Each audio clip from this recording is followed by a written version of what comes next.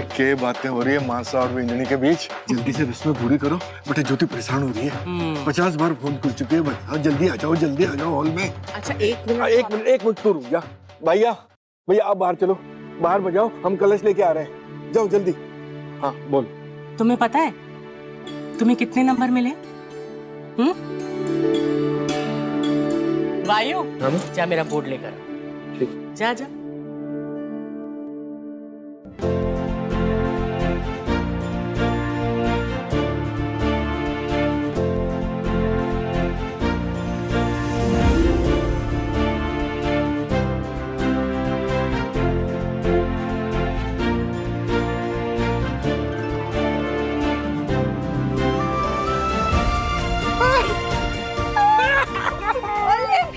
देखा कितने नंबर है? 10। और तुम बन गई बीनी नंबर 1। चाची, आपने मेरे अच्छे बुरे हर वक्त में हमेशा मेरा साथ दिया है।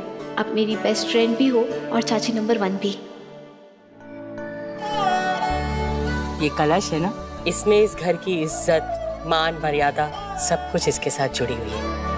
आज ये कलश तुम अपने सर पर रख कर जाओगी, मतलब इस घर की मान, सम्मान, इज्जत सब तुम्हारे साथ है बुलबुल। ये तुम्हारा फर्ज भी है और जिम्मेदारी भी। इसे हमेशा संभाल के रखना।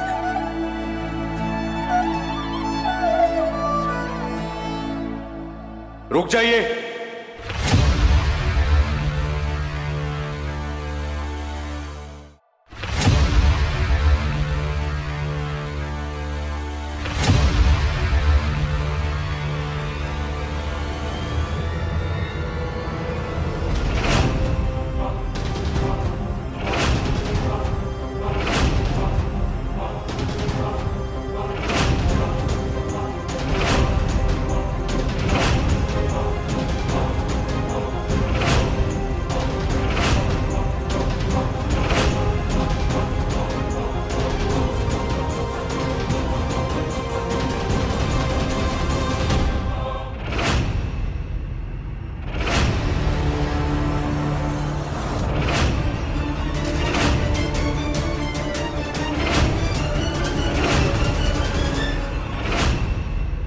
मिसेस बुलबुल वीर प्रताप सिंह, आपको अविनाश मल्होत्रा के कत्ल के जुर्म में अरेस्ट किया जाता है। You are under arrest.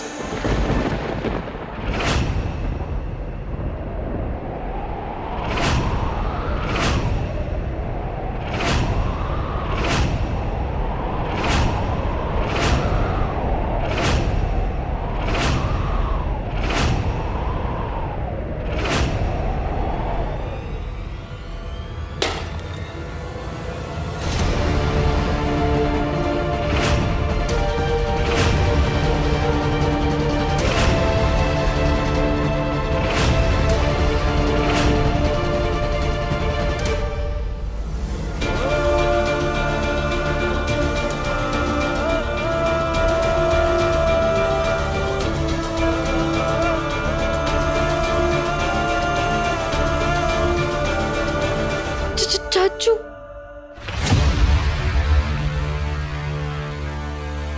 वीर, ये कोई मजाक का समय ना है। आप जानते हैं पापा, मैं अपनी ड्यूटी और अपने फर्ज के साथ कभी भी मजाक नहीं करता। अभी मजाक नहीं, मेरी जिंदगी का सबसे कड़वा सच बनने जा रहा है।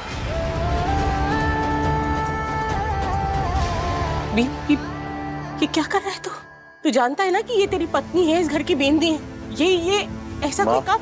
कानूनी मामला है, बीच में मत पड़े। पत्रकार साहब, आप कुछ बोलिए नहीं, सही है तो मेरी बात ही नहीं मान रहे। बुलबुल चाची को मेरी किए की सजा मिल रही है। जो हुआ मैंने किया, सारी गलती मेरी है। मिसेस बुलबुल वीर प्रताप सिंह, सारे ठोस सबूतों के आधार पर आपको अविनाश मल्होत्रा के खून के जुर्म में गिरफ्तार किया जाता है। You are under arrest.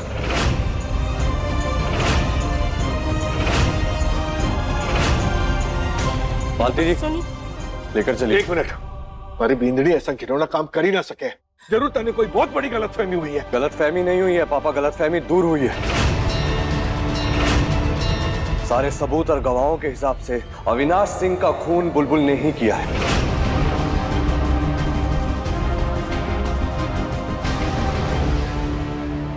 फिर चाहे अविनाश के कमरे में मिली हुई बुलबुल के पायल के घुंघरू हो, सारे चश्मदीद गवाहों की गवाही हो, या फिर खुद बुलबुल की अलमारी में उसके कपड़ों के बीच दबा अविनाश का फोन हो। क्यों बुलबुल?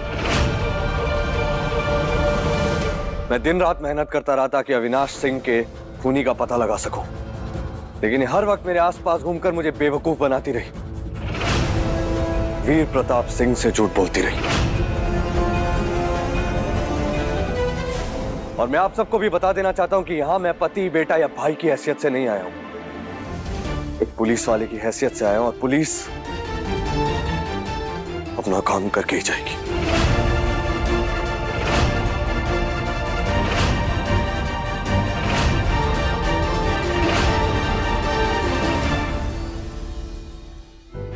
मैं जानती हूँ कि तू एक बहुत ही ईमानदार पुलिस ऑफिसर है और तू यहाँ अपनी ड्यूटी निभाने आया है, लेकिन तू इसे जानता है ना, ये तो वो जिस चीज में जान भी नहीं होती ना, वो कटोरी, उसे भी कटोरी मासी सा बोल के बुलाती है।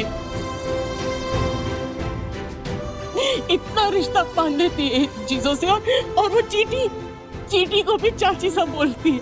जिसका दिल इतना कोमल हो, इतना प्यारा हो, वो किसी का खून कैसे कर सकती है? तू बता, वो किसी का खून कैसे कर सकती है? मुझे लगता है वो तू आईपीएस है ना, इसीलिए बहुत सारे दुश्मन होंगे तेरे, इसीलिए उन्होंने कुछ ऐसा किया होगा कि सारा शक जो है ना वो बुलबुल पर आ जाए। हाँ, यही हुआ होगा। तू एक बार सोच के तो देख। बुलबुल सुनो, बुलबुल तुम मेरी बात ध्यान से सुनो। हाँ, तुम बस एक बार बोल दो कि तुमने कुछ नहीं किया। ये जो कह रहा है ना, इसे गलतफहमी होगी। तुम एक बार बोल दो कि तुमसे कोई गलती नहीं हुई है, तुमसे कोई खून नहीं हुआ। देखना, माँ सा बोलती हो ना मुझे, माँ बनकर मैं तुम्हारी रक्षा करूंगी, किसी को हाथ भी नहीं लगाने दूंगी। पूरा परिवार तुम्हारे साथ खड़ा हो जाएगा, तुम्हारे पापा साथ तुम्हारे साथ खड़े हो जाएंगे, सब लोग खड़े हो जाएंगे। बस एक बार बोल दो कि वीर झूठ बोल रहा है। वीर भी तुम्हारा साथ देगा और तुम्हें कुछ नहीं होगा, तुम्हें हथकड़ी भी कोई नहीं लगाएगा। बस एक बार बोल दो, एक बार बोल दो बुलबुल, एक बार कि तुमने कुछ गलत नहीं किया।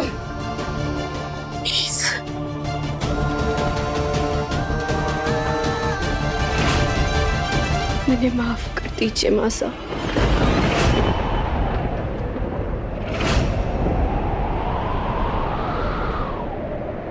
माफ कर दो। बहुत बड़ी गलती हो गई हमारे से।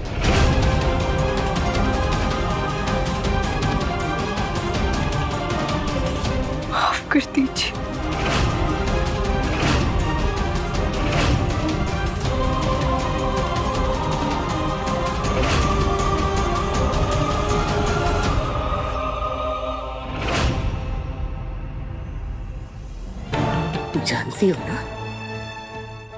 जानती हो ना इस घर से क्या रिश्ता है तुम्हारा?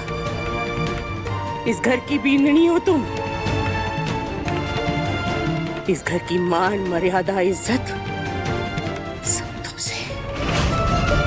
और आज तुमने हमारी इज्जत मिट्टी में मिला दी।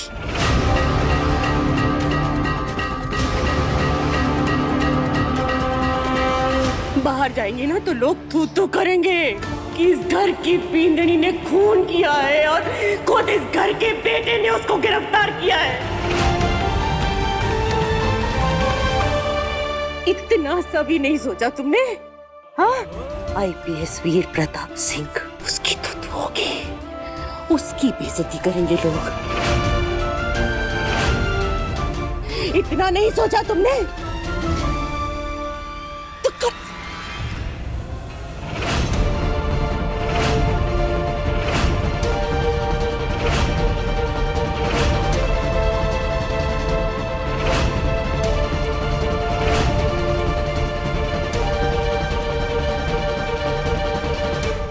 भी नहीं मार सकती अब मैं तुम्हें, क्योंकि मारा उन्हें जाता है जो अपने होते हैं, जिन पर हक बनता है। और तुमने वो हक खो दिया है बुलबुल।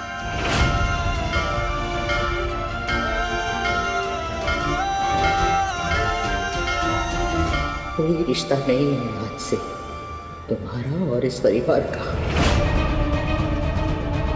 कोई रिश्ता नहीं है मेरा और तुम्हारा आज से।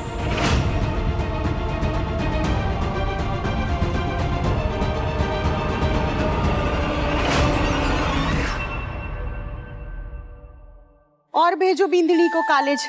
अब आप खुद ही देख लो भाभी साहब, के गुलखना इस पुष्कर की बुलबुल ने। पहले तो उस्मानी ने खानदान की नाक कटवा दी और बची कुची कसर इस बिंदनी ने पूरी कर दी। अरे वो सुपड़ खा भी ना कटी हुई नाक लेके घर के बाहर आ सके थी, लेकिन आप लोग के मुंह दिखाएंगे समाज को। हमारे को तो फिक्र हो रही कल के अखबार में क्या न्यूज छपेगी। थानेदार पति की हत्यारन पत्नी।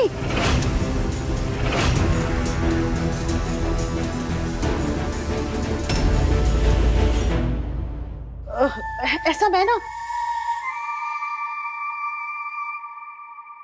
विशेष भाई, आपसे एक दरख्वास्त थी।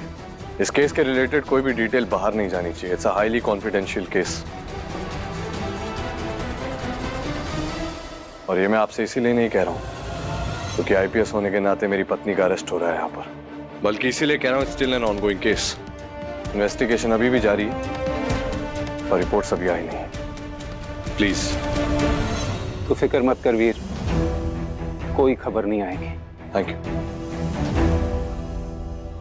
मालती जी, हथकड़ी पहनाइए।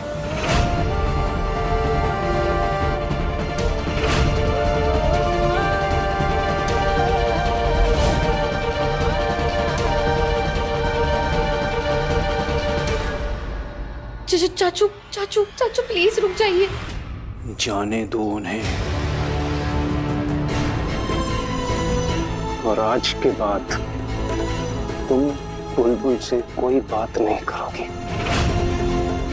मैं नहीं चाहता कि उसकी बातों का या हरकत का तुम पे कोई असर पड़े। जो लड़की झूठ बोलकर रात के समय किसी लड़के से मिलने जा सकती है, मुझे उस पर भरोसा नहीं है, ना उसकी संगत पर और ना ही चरित्र पर।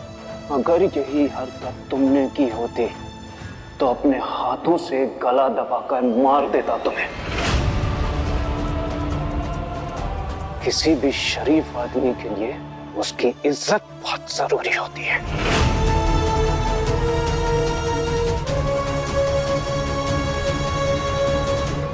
चलिए।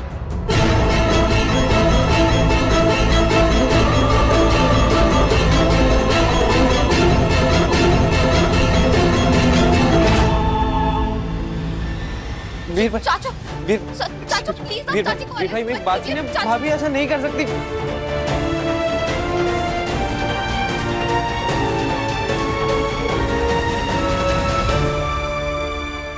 थानेदार साहब को भी लगता है कि मैंने अविनाश को मारा और मैं भी उन्हें सच नहीं बताऊंगी क्योंकि हमारे को वर्णिका को बचाना है। मैं उस पर कोई आंच नहीं आने दे सकती।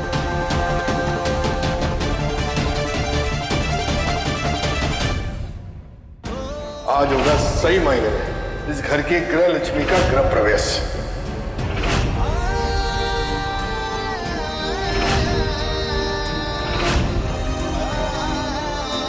इस छलने की जिम्मेवारी भी थारी।